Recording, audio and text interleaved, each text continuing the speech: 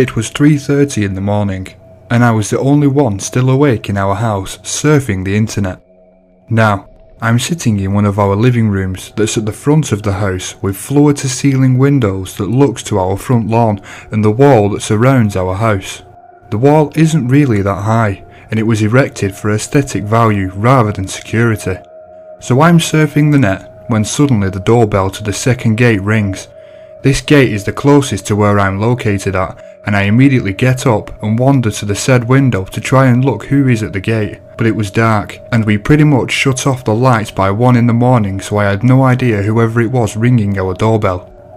Oddly enough, nobody seemed to have woken up and answered it, so I take it upon myself to switch on the lights that's installed on the columns that flank the second gate and then walk outside to see who is at the gate.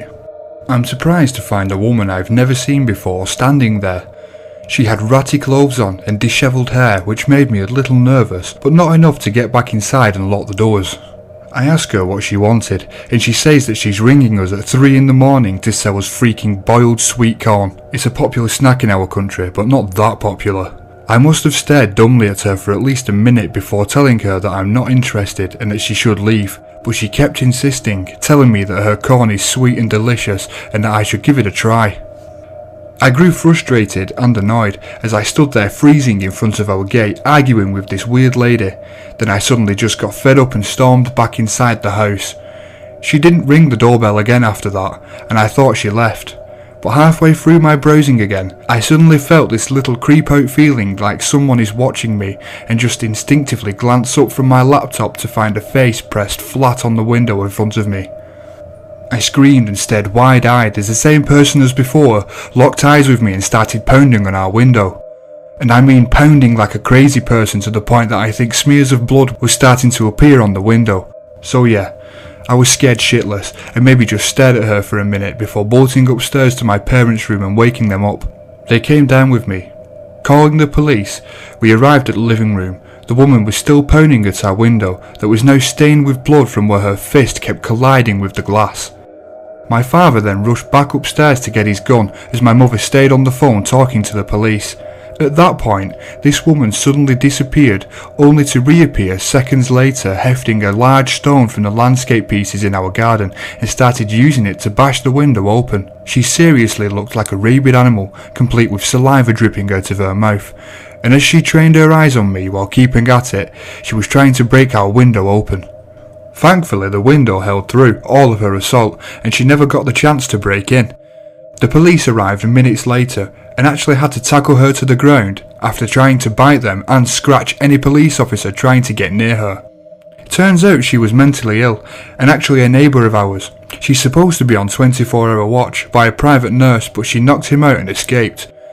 My house wasn't even the first house she had rung to sell her non-existing boiled sweet corn, but apparently I was the only one dumb enough to entertain her and actually gain her fixation. When I was about 11 years old, I lived in a 1-bedroom apartment with my mother. We are very, very poor, and the bedroom had double sliding doors that led out to a balcony. We lived on the 3rd floor for safety reasons and the cheaper rent it offered. My mother often stayed in the living room late into the evening because she liked to watch TV before bed and I preferred the quiet. One night, I was up in the top bunk. We had a bunk bed with a full-size mattress on the bottom and a twin on top, by the way. So my mum came into the room and called my name quietly. I'm a light sleeper, so I woke right up. She said, "There is someone on the back porch, don't move." She was standing just outside of the doorway to the room and had stopped entering when she saw the shadow of someone behind the blinds covering the glass door. The type of blinds that are flat when closed, but with the light around the complex you can see every shadow through them. I just remember being shocked that somebody could get up onto a 3rd floor balcony. Then he started to knock, really slowly. That's what I got scared at. My mum went into the kitchen and called 911. I stayed as still as possible, hoping that he would go away.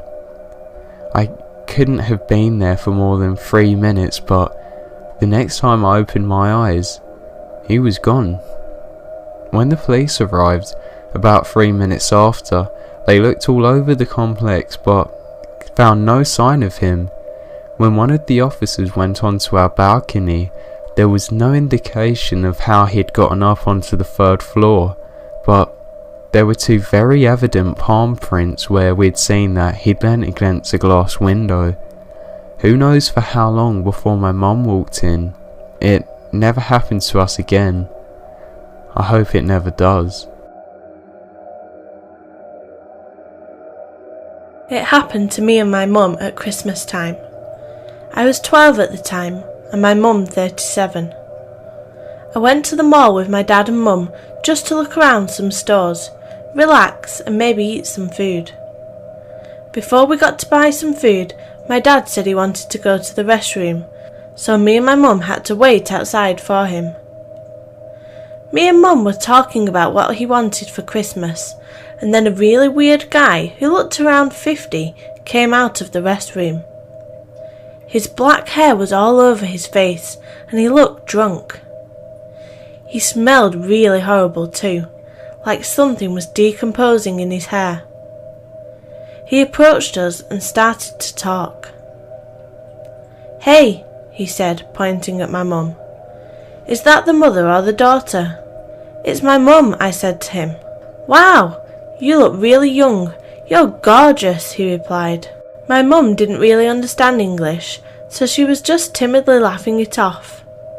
Then the creep turned to me and said, "And you're the cutest and prettiest girl. What's your name, kid?" I knew I shouldn't tell him, but I did. I told him my real name. I was just so confused and didn't understand what was going on. "What a pretty name," he said. "Do you want to come with me? I have some candy in my car." I didn't know what to say. I was frozen and my mum didn't understand what he'd just said, so she couldn't help me. He was staring at me with his weird red eyes and smiling. Not a cute smile, no. The kind of smile that gave you the chills. I was just about to agree when I saw my dad coming out of the restroom. I was so relieved that he was there. He understood English better, so he could talk to him. But when the creep saw my dad, he stopped smiling and left. I saw him later that day trying to do the same thing to another kid, but once again he failed. And the last time that I saw him, he was in a white van in the parking lot, staring at me as he shut the door with a child inside.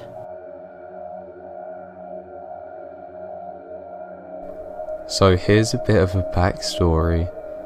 I live in a neighbourhood with lots of abandoned houses.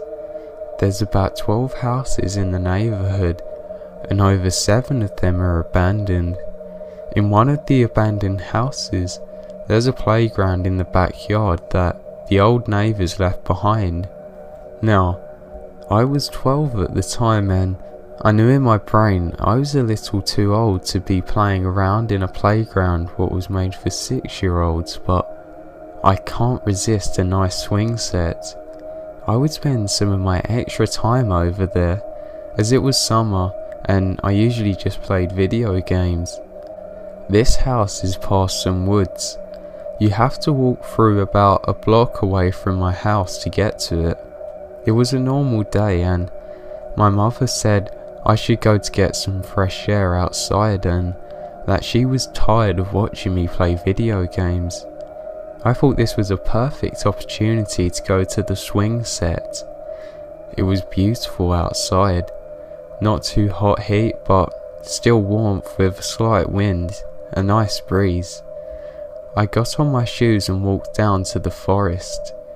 As I was about maybe a few steps in, I heard a branch snap. Now, I hear these all the time from squirrels, so I don't think anything of it. I finally finished the walk through the forest and reached the house. I open the back fence, lock it and start to swing. I swing for about maybe 2 minutes when I hear breathing. Now I stop for a moment, trying to think, where the hell could this be coming from? After about 30 seconds of stopping, I forced myself to think it was just me, as I was going pretty high. I continued to swing for another 5 minutes and decided that I was done for now. As soon as I sat up, I heard, "Hey!"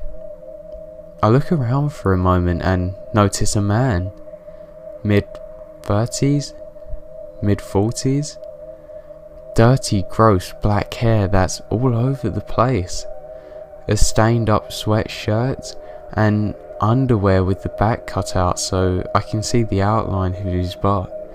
The guy was obviously homeless, but he had this crazy look in his eyes.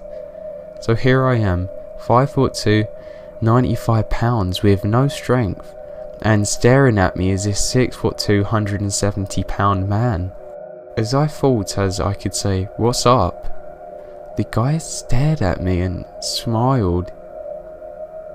After 15 seconds, which seemed like 40 minutes, he said, "Have room for one more?" I quickly said, "I was actually leaving, but it's all yours." The man opened the gate and walked past me, sat down, started to swing. I speed walked to the gates and shut it and started walking into the forest. About 20 minutes later, I hear a huge loud, "Get the fuck back here!" And I heard the gate spin open, and running from not far behind me, I practically shit my pants and started running as fast as I could. I somehow made it back to my house and locked the door without the man noticing where I went. I told my mum, and practically in tears she called the cops. The police searched around and came back a few hours later with no one. That night, I was tossing and turning in my bed when I heard footsteps in my street. I looked out the window to see the man looking through the windows of all the houses on the street. I started to shake as I grabbed the phone, called the cops and the police without even telling my parents. The cops showed up a few minutes later, then caught the man. The cops didn't give us a whole lot of information, but a few days later, the cops called us and told us that he had a mental illness and that he's been living in one of the abandoned buildings for a couple of weeks and that he was planning on kidnapping a small kid, just like me, doing God knows what to me. I just prayed to God every day and thank him that I never got caught.